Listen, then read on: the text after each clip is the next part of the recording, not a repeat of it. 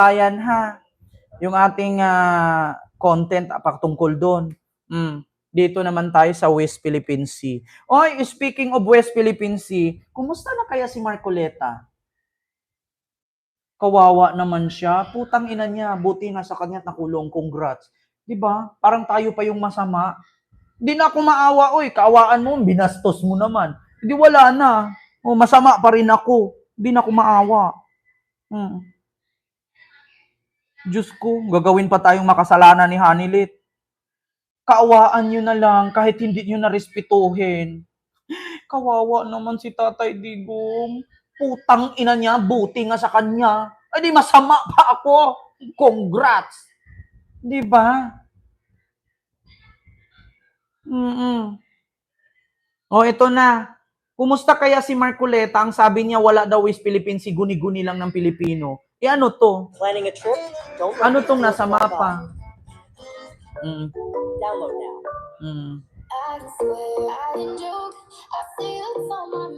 Wait lang, may ads.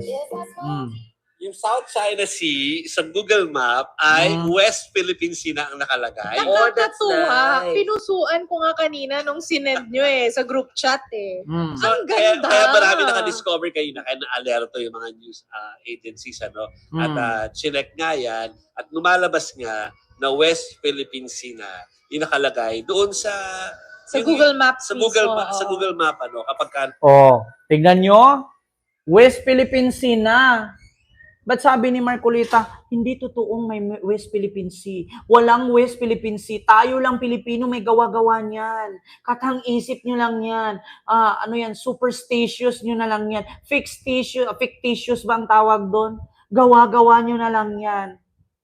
Ayun na, Marcoleta, may West Philippine Sea na. Wala na, Marcoleta, hindi talaga kita iboboto.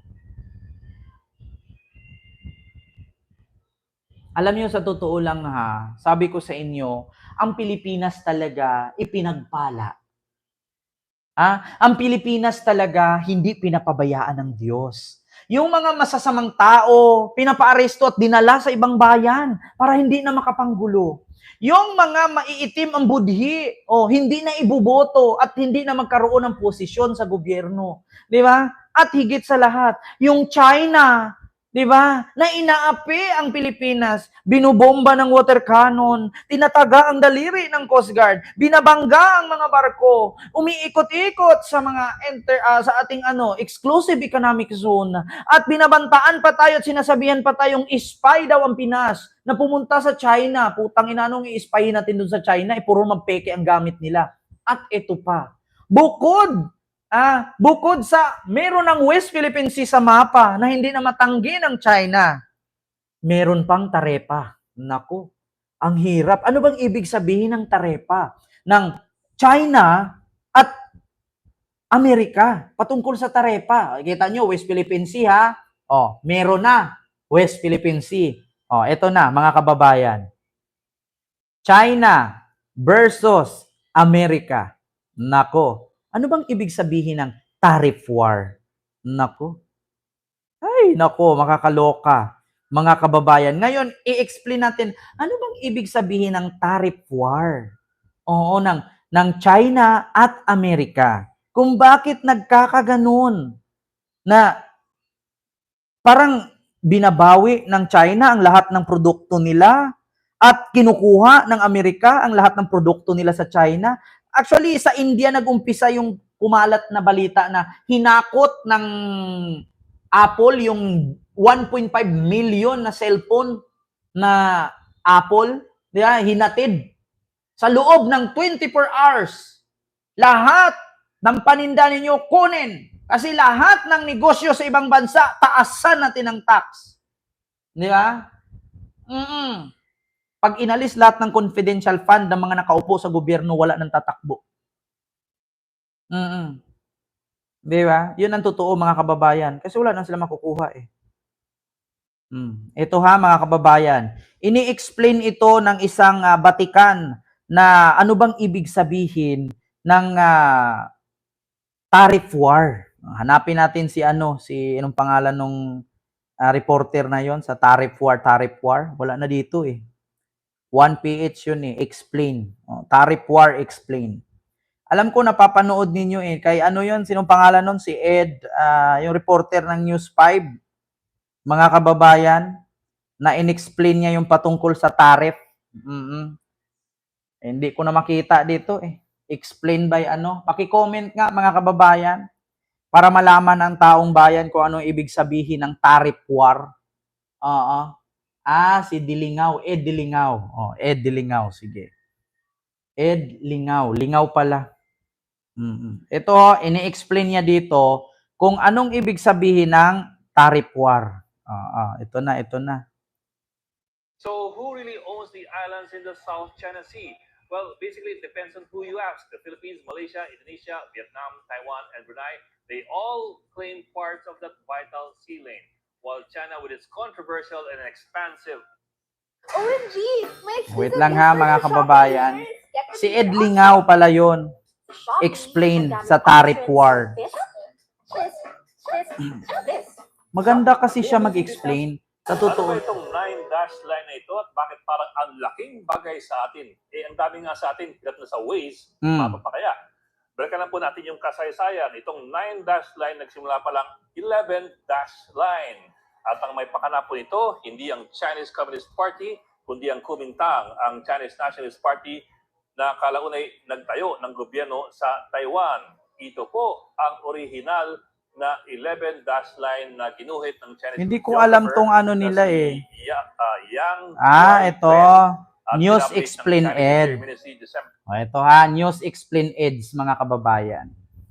Sige. Dito para maano natin, mapakinggan natin kung ano ibig sabihin at paano kinarma.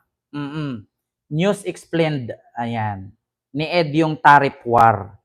Ito na. Ang tawag ni Donald Trump dito ay Liberation Day. Araw daw na bumawi ang Amerika dahil sa mga trade imbalances nito sa iba't ibang bansa sa buong mundo. Particular po sa issue ng mga taripa. Sa matagal kasi na panahon, ginigit ni Trump na dehado ang Amerika pagdating sa taripang pinapataw ng ibang bansa. Sa pinakamadaling paliwanag, ang taripa po ay ang buwis na pinapataw ng isang bansa sa mga inaangkat nito mula naman sa ibang bansa. Halimbawa lamang, kung magpataw po ang Amerika ng tariff rate na sabihin natin 10% sa mga produkto ng Pilipinas, ang produkto pong binenta natin ng 100 piso sa Amerika ay papatawan po ng 10 piso o 10% na taripa o buwis. So ang dapat na 100 pesos lamang, magiging 110 pagdating sa Amerika. Ang epekto po niyan, mas mahal ang pag-angkat ng produktong Pilipino papunta po sa US. Ang mas malaking taripa ay ginagamit din madalas para pabagalin ang pag-angkat ng mga imported na gamit. Mas malaki kasi ang taripa, siyempre, mas tataas ang presyo at mas kaunti tuloy ang mga bibili. Ang talaga pong makakaramdam ng epekto niyan ay yung exporting country. Mas tataas kasi ang cost of exporting at bababa po yung demand. Para man sa lokal na ekonomiya, maaaring lumago ito dahil wala na masyadong kompetensya sa mga imported goods. Ang ginawa po ni Trump. So dapat pala ganyan ang gawin natin sa ating bansa, no, mga kababayan, katulad sa ginawa ni Donald Trump. Bakit? Para maiwasan natin na bumili ng mga produkto na peke naman, 'di ba? Katulad niyan, halimbawa, meron tayong imbensyon na bumbilya. Halimbawa nakaimbento tayo, halimbawa, example bumbilya or ballpen. Halimbawa, itong ballpen, ibibenta natin ng 10 piso lang at maraming negosyo at maraming produkto na sariling atin, mabibili natin. Hindi na natin kailangan umangkat pa ng China ng planggana, takuri, baso, kawali. Kung bumagsak, wasak naman. Diba? Tas ang mahal-mahal pa. Kasi made in China, peke. Katulad niyan, bibili ka ng cellphone. Cellphone. Google Pixel. Pag sa US, $17 lang. Tapos pag bumili ka, galing China, $80. So, lugi na, peke pa. Diba? Mas mabuti siguro kung sariling produkto natin. Diba? Kaya, tayong mga Pilipino, hindi tayo mahihirapan. Nakakatulong pa tayo sa ating ekonomiya. Diba? Dapat ganun. Diba? Mansi Chan.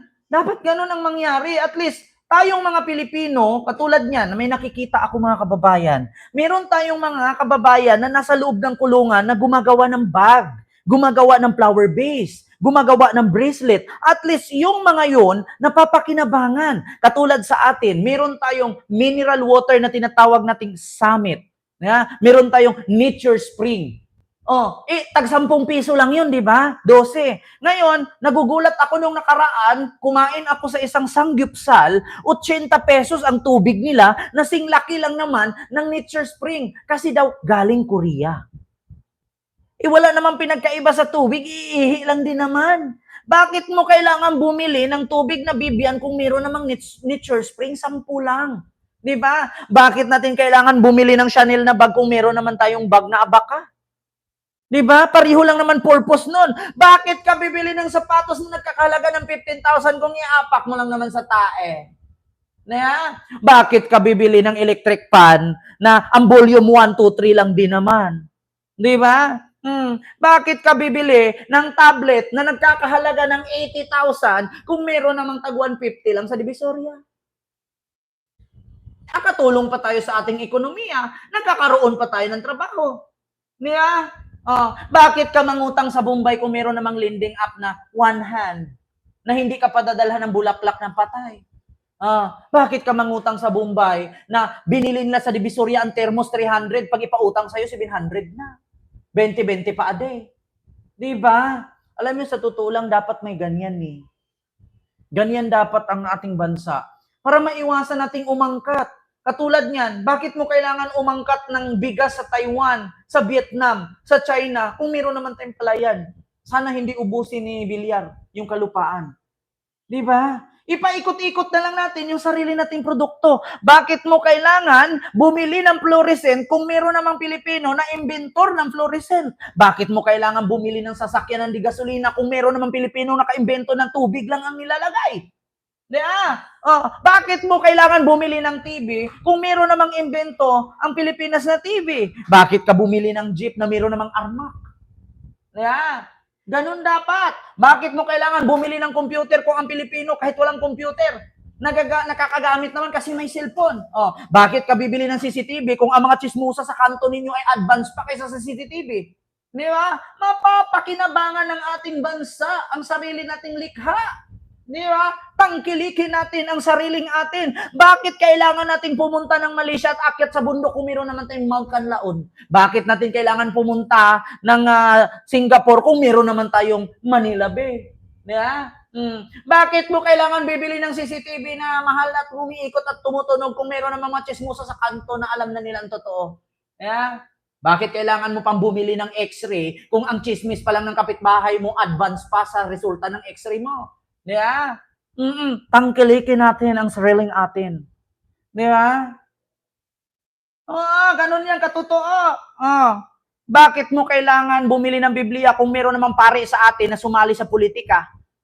Bakit kailangan mong bumili ng relihiyon? Magpatayo ka ng simbahan sa ibang bansa. Kung meron namang maraming relihiyon sa Pilipinas, nagkakagulo pa nga yung iba eh. Di ba? Tangkilikin natin ang sariling atin. Dapat ganun, no? Dapat, sabi ko sa inyo mga kababayan eh. Di ba? Inakyat niya halos lahat ng taripa para sa mga imports kasama na ang galing sa Pilipinas. Para nga sa Pilipinas, nilagay ang taripa sa 17%. Ito po, simula sa April 9. Sa ngayon kasi, iba-iba po ang taripa ng Philippine exports, depende po sa produkto. Ang taripa para sa mga produktong Pilipino, nag-average po ng mga 9.6% sa total. 9.6% para sa agricultural products at 5.5% naman para sa mga non-agricultural. Sa lagay na yan, malit pa ang pinataw sa atin. Nasa 17% nga yung taripa sa produktong Pilipino simula April 9, bagay daw na magkakaroon ng moderate impact sa ating ekonomiya. Pangalawa po tayo sa pinakamababa sa Asia, ang Singapore kasi ay nasa 10% yung taripang pinataw. Tignan mo, ang Singapore 10% lang, ang Pilipinas 17%, pero yung the rest, yung Cambodia, Vietnam, 49, 46, ang Thailand, 36, 34 ang China, ang Taiwan, 32, ang Indonesia, South Korea, 25, and 24 ang Malaysia. So, Philippines at Singapore ang pinakamababa. Bakit? Kasi, alam niyo kung bakit mababa ang Philippines at Singapore. Ito po kasi yan. Ang Philippines at Singapore kasi, open country, wala kasing visa. Oh, at the rest, wala namang mga visa yung iba. Kaso ang problema lang kasi, party ng China eh. Hindi naman tayo China. Kaya nga sabi ko sa inyo, ang West Philippine Sea, nasa mapa na. Marcolita, how are you? Mananalo ka pa ba? Marcolita, how are you? 10% Singapore, nagreklamo na nga sila. Di ba? Tayo pa kaya na 17. How much more pa yung 49? Di ba? Marcolita, kumusta ka na? Mananalo ka pa ba? Opo. Sabi mo noon, inaway mo pa ang Commodore. Naguni-guni lang ng Pilipino ang West Philippine Sea. Ano ang iyong masasabi? Mananalo ka pa ba? Lolo mo. Sabi ni Enrile, huwag kayong magpaniwala. Mas matanda ako kaysa sa kanila. Papunta pa sala. Tapos na akong mag-ML. Sabi ni Enrile, huwag kayong maniwala sa mga yan. Mas matanda ako kaysa kanila. Naglalaro pa lang sila. Ako, naka-savage na. So yun lang mga kababayan. Maraming salamat sa inyong lahat. Actually, pabor ako sa tariff war na ginawa ni Donald Trump. Bakit? Para makabawi naman tayo sa ating bansa. Kasi ang daming produkto natin na hindi napapakinabangan ng sariling tao. Katulad sa damit kong ito. Isa ito sa patunay na produkto ng sarili natin. Bakit? Ito po ay gawa sa Abaca actually nakita ko sa TikTok, made in Marikina po ito. Nakalagay Pilipinas. So hindi po ito gawang Singapore, hindi po ito gawang Amerika. Kasi ang Amerika, never naman sila gagawa ng Pilipinas na jersey. Malamang ang gagawin nila dyan, Lakers, Golden States, di ba? Ito po ay Pilipinas. Tangkilikin natin ang sariling atin.